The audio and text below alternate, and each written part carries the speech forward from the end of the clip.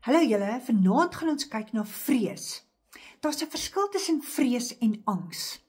Maar kom ons kyk eers gou-gou na die vers wat ek wil hê julle aan moet dink. Heel eerste, dit is in 2 Timoteus 1 vers 7 en daar staan, God het ons nie 'n gees van vreesagtigheid gegee nie, maar van krag, liefde en selfbeheersing.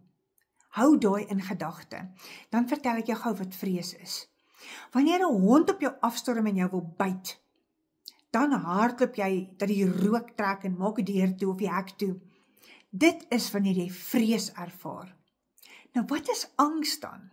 Angs is daardie gevoel wat dieselfde is as vrees binne in jou, die emosie, wanneer jy toekomstige dinge bevrees.